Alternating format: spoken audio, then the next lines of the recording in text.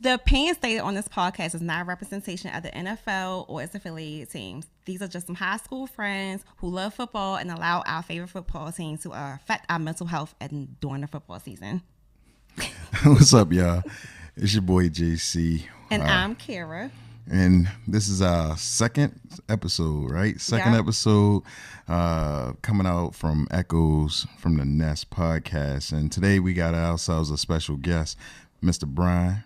Introduce yourself. What's up, y'all? Brian H. Waters here. I am diehard Ravens fan, also the host of the Loving Them Gates podcast, or Beyond the Gates podcast, and host of and founder of the Wrestling Realm, which we celebrate our 15-year anniversary. Oh, that's so awesome. a part of our tour, I'm blessed to be able to stop by the Nest with my high school friends. Yes. Y'all, now real talk, y'all had the better class. I mean, I ain't gonna lie. I'm gonna say this on the show. You was an upperclassman, so Yeah, I mean, make 04 sure. was I love 04, but I mean, well, my sister was in y'all class, and my sister's my best Shout friend. out Megan. So, and I'm like, y'all had the best class, and I was in. I had different classes with most of y'all anyway. So shout out to B Rich, shout out to JC. So yeah, it was a great time.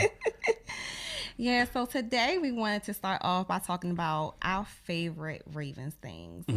So y'all know the song, these are a few of our favorite things. So one of the things that we wanted to talk about is the things that kind of made us the Ravens fans that we are today. So when was the moment y'all became exclusive Ravens fans? Because I know, like, for me, I grew up a Packers fan because we didn't have a football team in Baltimore yet. But then when Baltimore came, I remember we had to call the number to vote on which name it was. Remember that? Back when M&T Bank was PSI Net Stadium and all that. So when was the moment for y'all? You can go ahead. When was you? So it was complicated, actually. I was a Ravens and Cowboys fan. Now, why would you do that? Well, all right. So first, like you mentioned, like I said, I'm a couple years older than y'all. So when I started watching football, I didn't know you wasn't supposed to like both teams. So I saw Cowboys and 49ers. So I like both of them. And I was like, all right. So I kind of lean more towards the Cowboys. We get the Ravens. I'm rocking with both teams. So up until 2017. That's a very long time. Yeah. I just it, Like, you literally just gave up on the other team. Right. like I don't let the Cowboys affect my mental health. Like, okay. I actually have a Skip Bayless story, if y'all don't mind. Go ahead. Okay, go ahead. One day when I was working at ESPN, I asked him, I said, is it cool? I said, because, like, shout out to my boy Aaron, he would always say, yo, you got to pick a team. You got to pick a team. I said, I can't help it. That the weekend, if y'all remember, when Dez caught it, was also the same weekend of Deflategate that affected the Ravens first. What a lot of people don't remember, the Ravens reported it to the Colts. So I was working on Mike and Mike in the morning at the time, and my producer was the type, he would always let you do the highlights for your favorite team. So that season was a good one because, you know, that was the year Flacco threw like 5 touchdowns against the Bucks that season. Yeah. So I go to work that weekend. I'm like, man, this sucks. I got to do Ravens and Cowboys highlights after both lost in that round. And I remember I went to Skip Bayless. I said, let me ask you something. I said, is it a bad thing that I have 2 teams? He said, where are you from? I said, I'm from Baltimore. He said, who's your teams? I said, the Ravens and the Cowboys. He goes, and when people say, what is Skip Bayless like? What you see on TV, that's who he is. And I'm not saying like obnoxious. I didn't see him all the time, but he used to like do his makeup at the same time every week, every day before first take. But he's like the most approachable person. And he goes, I mean, when you think about the helmet and that star, you're talking Aikman, Smith, Michael, Dion. Back in the day. How could you not like him? How could you not? And I was like, all right, man. I said, see, you validated. Thank you. He said, thank you. Appreciate it. Thanks for watching the show.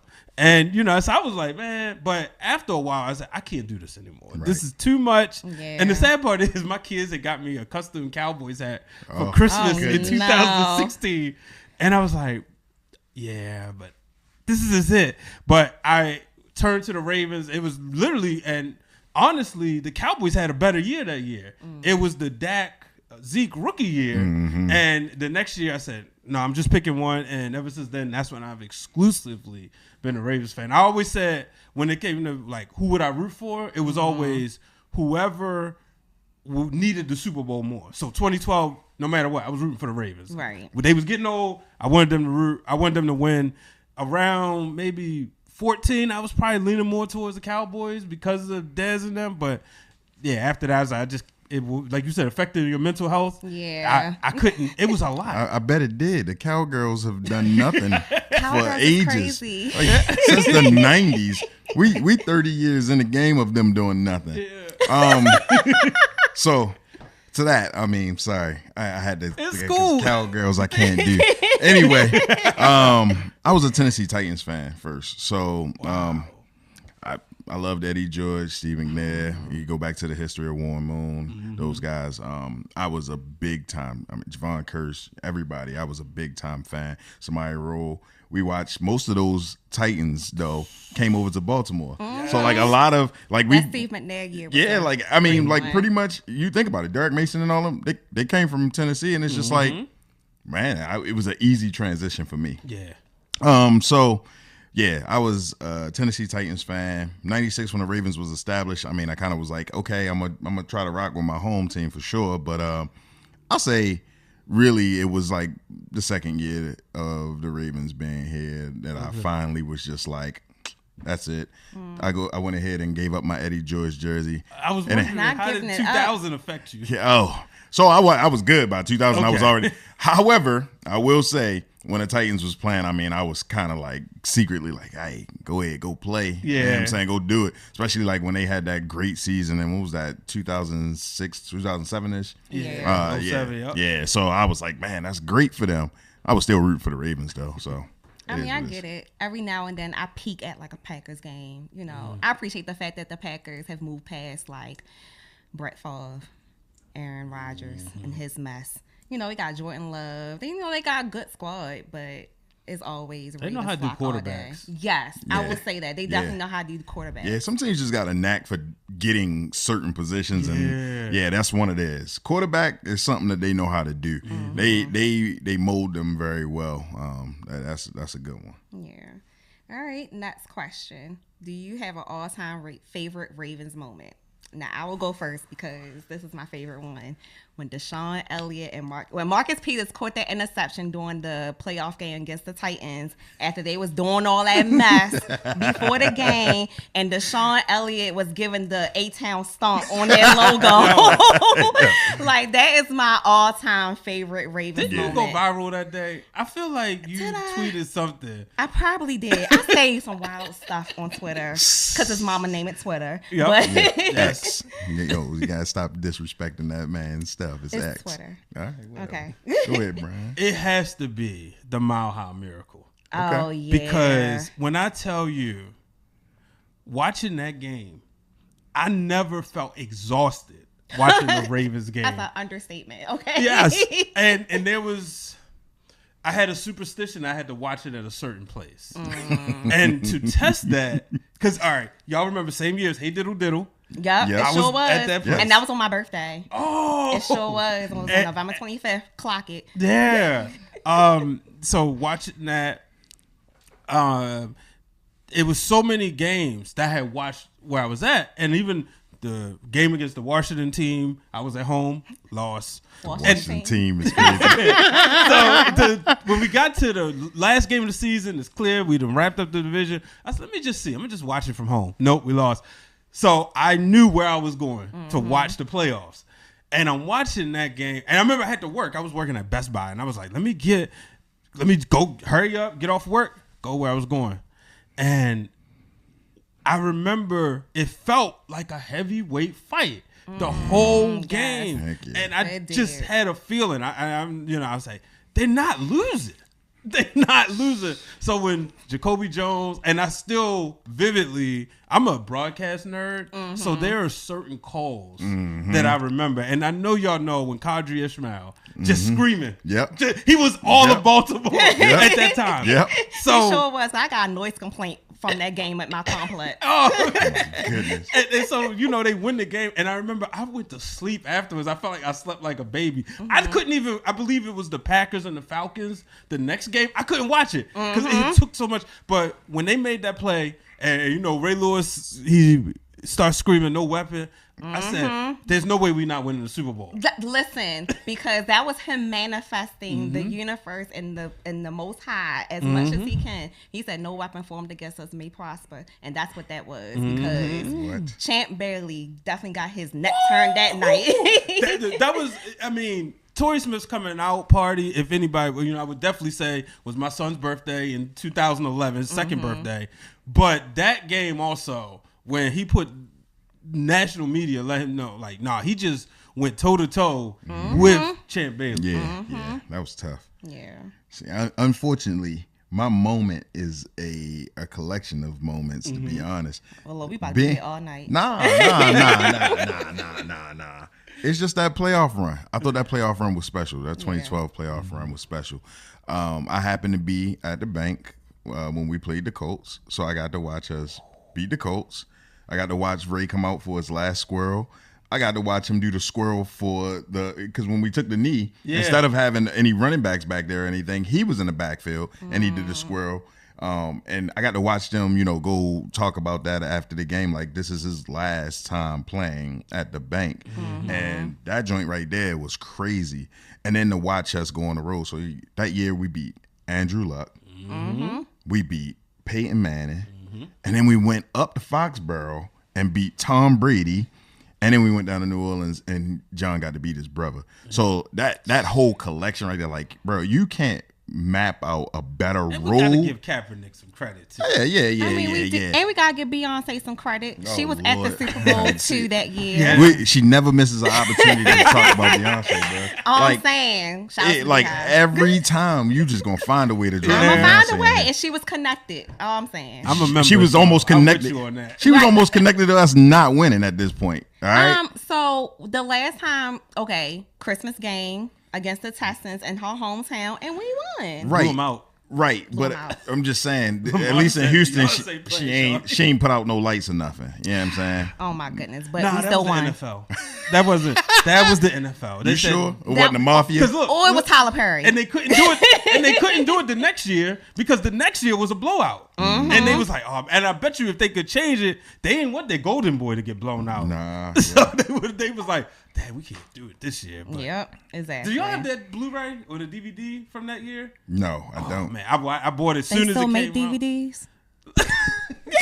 But the NFL was whoever wins the Super Bowl, they put together a championship. A championship run. Man, I watch it often. Nice. I watch it often. That's awesome. Damn, you might be a bigger fan than me. Okay. Nah. So I don't own the DVD, but I have watched the championship run several times. I mean, I also got the championship banner hanging up in my basement. So Yeah. All right. Well, let's talk about our first time at the bank. What was the first game you went to at the bank? You know yours? I do know mine. When was it? So it was. Ooh, that's looking tough. Hold on. We played the Jets. I remember that. My now husband got tickets from his job. It was in the nosebleeds, but it was when Mark Sanchez was the quarterback for the Jets. And that was my first game. Was me, my brother-in-law, and my husband's best friend. We all went, and I just know that I was cold. But hey, now I know how to dress for Ravens games. So that was my first time at the bank. Yeah, my first game, it was the day after my mother's 50th birthday. My one of my best friends, shout out to Hugh, his somebody gave him tickets. And the day before, he had helped us with my mother's birthday party. We had a nice party for her. And I remember he told me, he said, "Look, man, you and your sister did such a nice thing for your mother. Y'all go to the game." I said, "Man," and Megan was like, "No, I can't do that." So me and Hugh went. It was raining. It was against the 0-16 Lions. And I remember Ray Rice went off that day. It was 2009. Yeah, and Ray Rice went off that day to the point I remember they put McGahee in the game. Yeah. I remember, I believe Derek Mason scored a touchdown, and then he started grabbing his shoulder. But I do remember vividly. He always grabbed his shoulder. Every time he grabbed his shoulder, I mean, for my anime fans, I think about Vegeta. Every time Vegeta got into a fight, he holding his shoulder. I was like, that's what I felt like Dark Mason was. Like, Dark Mason was definitely Vegeta at this point. Like, your shoulder is always messed up. Yeah. And so that was my first time at the bank as a fan, and that was That was a good game. Yeah. It was a really good game. The Bengals an experience. My first time as a fan, because I had been there as a worker prior to for some years, but my first game, craziest thing ever, 10-10-2010. Shut up, for real. 10-10-2010. I was in the nosebleeds, sat behind the goalpost. Yeah, Denver Broncos. Kyle Orton was the quarterback. We won that game 31-17. I remember like it was yesterday. It was a great performance from the team as a collective. We went up 17-0. Try to let Denver get a little mojo. Then we decided to hit the gas again. It was a great game. But that was my first game. 10-10, 2010. Man. I feel like you made that up. Like, I'm joking. Look it up. Look it up.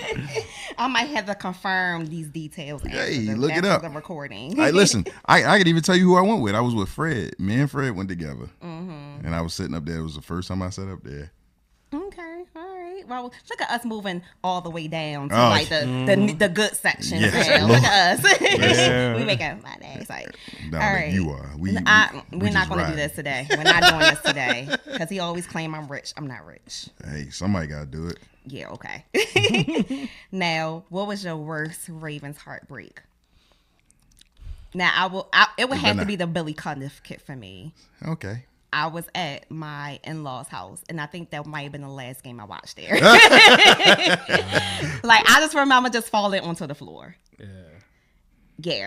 I get real dramatic when we lose. It's real bad. It's real bad. I'm going to tell you, that one wasn't a heartbreak. It was at the moment. But it was the day that I declared if they won, I wouldn't be a Ravens fan no more. And here's why. Because I just lost my uncle earlier in that week. And the last time they won the Super Bowl, my grandmother died. And I remember thinking like, oh, shoot. You know what? If them winning the Super Bowl means I'm going to lose family members, nah. So when I came to grips with that, I said, all right, it's not hard for me to watch, especially because like I mentioned the DVD, it starts off, off with that and that passionate speech by Ray Lewis, especially to Joe Flacco. Yeah. So I understand it, but I think my biggest heartbreak, it has to be, honestly, the championship game against Kansas City. I was at the Royal Rumble. That might be too soon. I'm sorry. But it's you know why? Because I don't think, as much as I love Ray Lewis and all the other guys, I don't think I've ever wanted an athlete to win a championship more than I want Lamar Jackson. I can feel that. Yeah. It's just because so many factors, right? He's so humble. Yeah. And so like genuine about like himself. And he just wants to play football. He loves the game so much. Thank you. And I was at the Royal Rumble that year, and I flew back home from Florida. It was in Tampa that Sunday morning. And I remember they was talking about, flights to Baltimore are all sold out. And it felt different being in another airport and and Baltimore being a destination. And then getting here and I'm seeing people in Kansas City outfits. Well, even being down there when I'm, talking to a lot of the wrestlers and some of the like people that work at WWE that know I'm a Ravens fan, was like, man, it's put up or shut up. And that's all I'm hearing all weekend. Yeah. And to watch them fumble the game plan hurt. So that has to be my biggest fumble the game plan? No, it was fumbles. I don't even think the game plan was a game plan. I think they just went out there and was like, we got athletes, we're gonna win, and it's just that's just not how football. We ain't gotta show up like we're at the bank, everything gonna work out. What? And I was like, this was worse than the Titans. What? The second worst rush defense in the NFL is out on the field. By the playoffs, they're the worst. And the best rushing offense in the NFL, and you don't run the ball. But there's going to be a 30 for 30 docu series about that team, because I really feel like Harbaugh was trying to sabotage certain things. I don't know. Like, it's just, all I'm saying is that, like JC said, like, how do you not run the ball against that terrible rush defense? Yeah. Then you got Travis Kelce. Now, granted, Tucker is who he is now, but you got Travis Kelce kicking Tucker. That made me mad. That pissed me off so bad. Like, that was wild. And like I was staying at the Four Seasons that weekend, and like all the CBS broadcast crew was there. JJ Watt at the Bygone. What's homeboy with crab legs? What's that quarterback? Jameis Winston. Yes, he came and asked me where the parking garage was and stuff like that. We seen Dennis Pitta and he walking to the lock bar. Like it just felt like this was a homecoming. Yeah, it felt like a homecoming, and then for y'all to go out there and play like ass. Sorry, but play like ass. Like, I mean, yeah, that was tough. I mean, I sat there and watched it all the way through. Oh yeah, you was in person. Yeah, I watched it all the way through. And I could only just, I don't know. I kept saying like, either Lamar has to be really hurt or something ain't right. Or just, I don't know. I can't say they didn't want it because the way Lamar acts, the way he talks, the way he reacts to things, I know he wants it. But that ain't look like a team on a mission. And when you think about it, like they didn't even give up nothing in the second half. They surely did. So, and then they put together some drives that should have got them back in there, but just like, it's like, what are y'all doing? Like, you didn't capitalize on anything that you were supposed to capitalize just felt like on. Bad coaching. Yeah. And I felt that way against the Steelers. Even though I'm not gonna lie to you, too soon. but honestly, I can't lie. I would say either all or nothing. Yeah. So I knew, and I did this video. Shout out to my cousin Fur because he's a Steelers fan, and that's when we put the clip of us reacting. I wasn't upset because I knew Harbaugh was gone, and I was like, I get to his house. I said, it's a win-win for us. Yeah, like, what? That's what a lot of people say. So I said the same thing. I said, congratulations on getting a mediocre season because you're not going to win anything in the playoffs. Congratulations to us because we get a new chance. Yes. Yeah. However, I did also say, and my friends from Pittsburgh will tell you, I told them, I said, it don't matter. We both losing our coach. So like everybody, you called it. Yeah, we're both losing our coach. Omar S was out of there. Yeah, because all he was going to do is get bumped in the first round, and nobody wants the that. Texans. And they made the Texans look like they could have won the Super Bowl. Man, I'm looking at the Texans, I'm like, oh crap, these guys are serious. Yeah. Right. But then I went back and looked and was like, it was the Steelers. Yeah. That doesn't count. That doesn't count. Yeah. I met a Texas fan recently. I went to the Orioles game like a few weeks ago, and he was at that game, and he was talking about how he said, man, I just knew we was coming to Baltimore, and I was scared because Lamar always dusts us. He said, so I just knew, but they was in Pittsburgh. Yeah. Man. Yeah, that's very true. So before I forget, my heartbreak moment, man, again, I've been doing this for so long. I got so many, but I'm gonna just go ahead and stick to. I know a lot of people was real messed up about the Billy Cundiff missed field goal, but what broke my heart is the Lee Evans drop. I would have taken anything over a receiver having two hands on the ball, trying to turn around. Like, today, that's actually a football move. And today, that's actually a touchdown by their new rules. But in my mind, then I thought it was a touchdown. I'm not even going to lie. He caught the ball. He's starting to turn around, and then somebody knocks it out in the end zone. I don't see how that's not a touchdown. 2 feet are on the ground. But that was my biggest heartbreak because I'm like, bro, how is that not a touchdown? And I feel for receivers going full that was going forward. Even Des Bryant, when he fumbled at the 1 yard line, or they called it incomplete. I was like, if nothing else, I would have said it was a fumble. But yeah. Anyway, that broke my heart. As a football player, as a football fan, I'm thinking like, that's a good football play. And they're like, nope. And I'm like, what do you mean no? I wouldn't even have to worry about this kicker.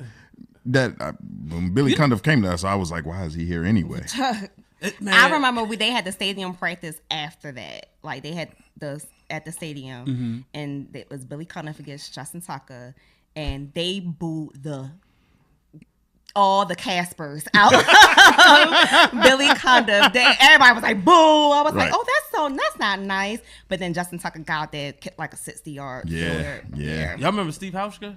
Yes. I remember one time After he missed the field goal, I forgot what game it was. I was working at Best Buy in Owens Mills, and he came in to buy FIFA.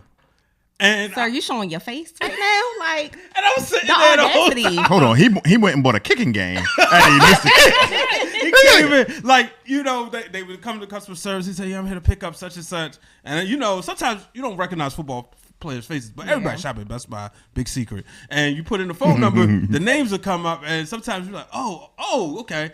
And I'm sitting there like, just take your game and go. Go practice. Yeah. Go work on your art. He just was doing it digitally. Real quick, I always wanted to ask y'all this about the Lee Evans catch. Y'all remember, am I tripping? But I feel like I remember around that time they was talking about Torrey Smith. That was his rookie year, and he wasn't fully, I guess he wasn't catching on in training camp fast. Do you think we even have Lee Evans? So, I mean, if you go through the history of the Ravens, right, we always get a savvy vet. Mm-hmm. So I think that you still get a savvy vet. Okay.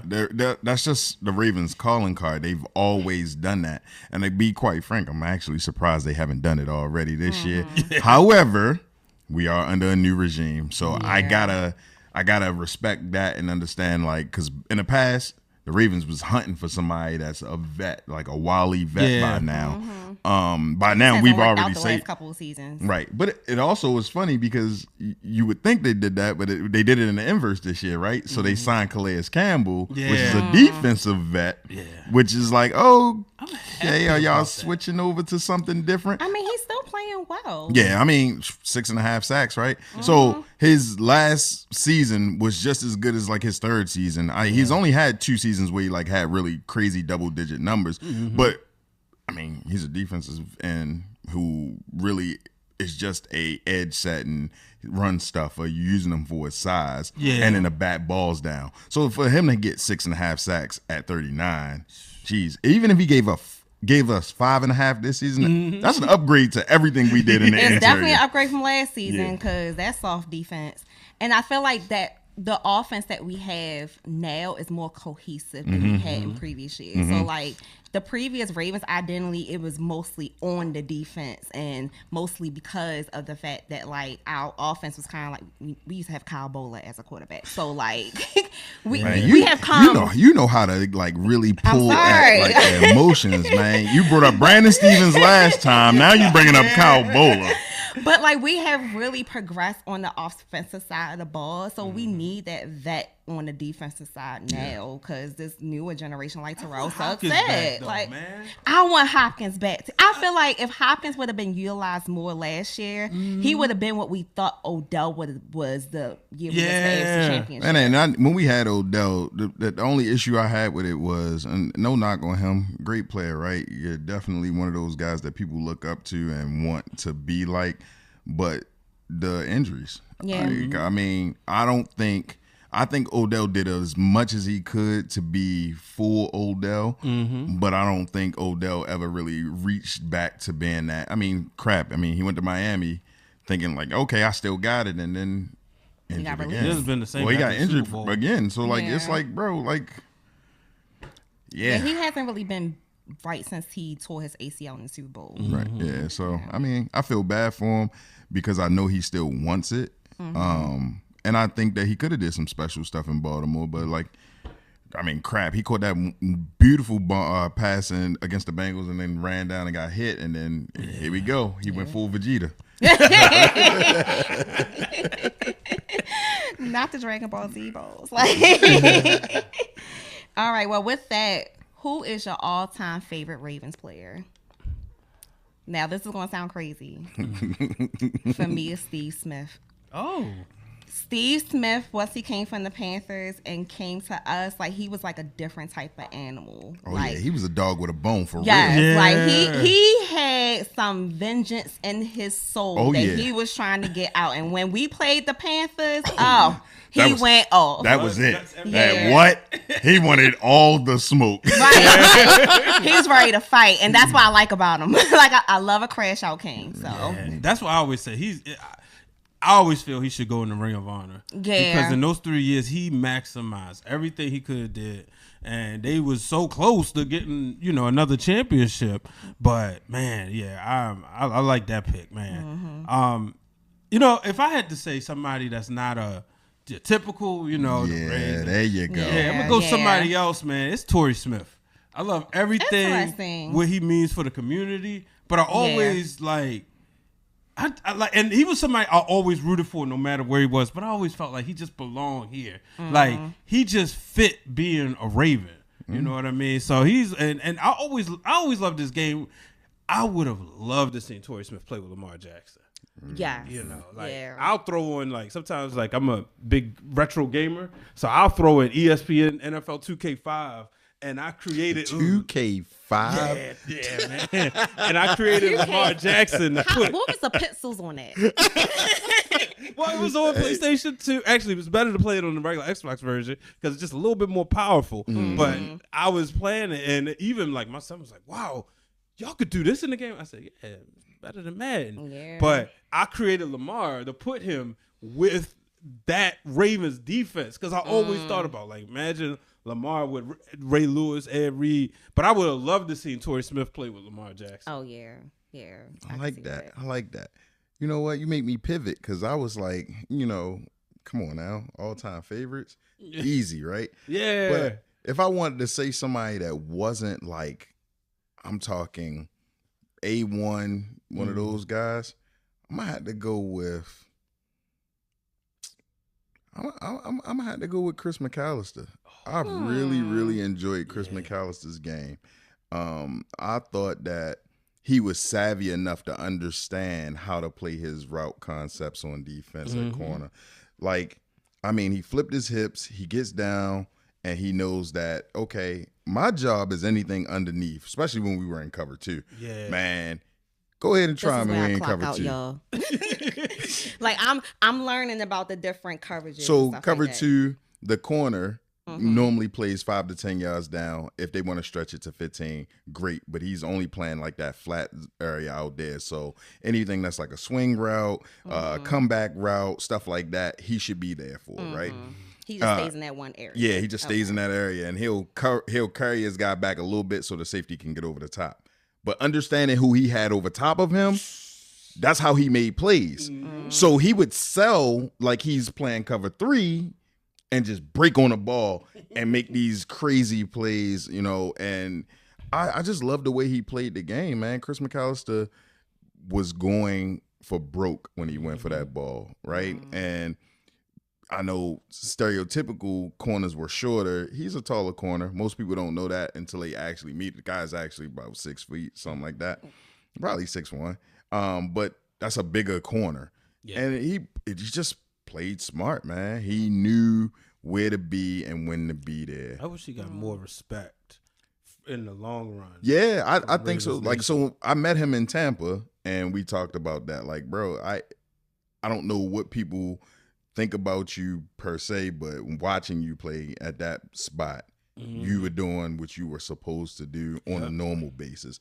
And that's the real 21. Just not the real 21, but that's the only 21 we acknowledge. Absolutely. Well, y'all ain't like Webby though? Ladarius Webb? Yeah. I didn't like him having 21 for the fact of Chris McAllister though. Yeah, I like Webby. I think Webby had some intangibles that were good. I do think Webby gambled a little more than I would like. But I think he gambled more than I would like. Yeah. I did like Ladarius Webb overall. I thought he did a decent job. He also had house potential every time he touched the ball. Yeah, this is also why they made him a return man sometimes. So, I did like Webby, but Chris McAllister. People forget about when McAllister, he had to go against Hines Ward. Yeah. Plexico Barrett. Yeah. TJ Houshmandzadeh, Chad Ochocinco. All people we hate. Yeah, and Kevin Johnson wasn't no slouch when he was with the Browns. No, so he really was playing against receivers and making really good defensive minded plays. And again, like I said, he was he stick his nose in there. Yeah. Ain't no running back just going to run up his sideline. Like he'll stick his nose in there. Jerome Bettis, Eddie George. Yeah, you got like, bro, Chris McAllister was playing some ball, right? So I that's if I had to pick a guy who's not the top tier of our Ravens defense, I like Chris McAllister. Yeah. Like I say, I like a crash out king. So now let's go to our predictions for the week 1 opponents. The schedule's being released tomorrow. So all the NFL teams and their social media managers is going to put out all these great extravagant videos and stuff like that. So who do you think that we are playing on week 1? Obviously, it's not a primetime game because all those been announced. All the already. primetime games have been announced already, so we don't have to worry about none of those. Good, because primetime games be wearing me out when they're at home. Oh my god, it's like an all day thing. Especially week 1. Yeah. Do you think it's going to be an AFC North I think so. rival? I think so. I think Have we ever played the Steelers on week 1? Yeah. 2011 when we blew them out. Yeah, What was that 35-7? So historically, it's not good for the Steelers to play us on week 1. And the league, I know the league likes a good matchup. It is best to have the Ravens and Steelers play further in the season. Like everybody always complain, like why they play so late? Because you want them to hit their stride. You want to make sure that they are clicking before they play each other. So a lot of times you see it at the end of the year because not only that, they're clicking, but who don't watch the Ravens Steelers? I don't give a crap what football team you root for. People get up to watch that Ravens Steelers game. That's one like the biggest like rivals. Yeah, that's like City Poly. Yeah.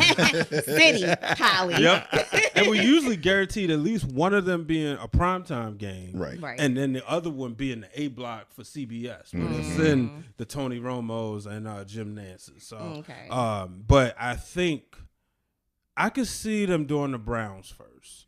For the simple fact of, there's obviously a historical rivalry there, if you want to call it that. But also, I'm interested. Rivalry means it's a competition. Yeah. I'm not sure. I know last I heard Shador wasn't like number 1 slated just yet. Yeah, they still trying to start Deshaun Watson.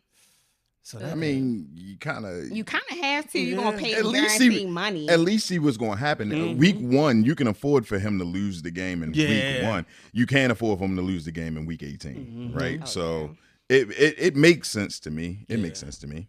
So that's what I think they're going to do. It's going to be, but I think it's my prediction would be the Browns.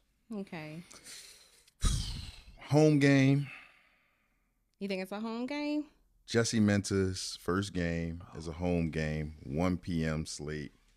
They're going to make L.A. come all the way to Baltimore and be like, yo, go against your old team.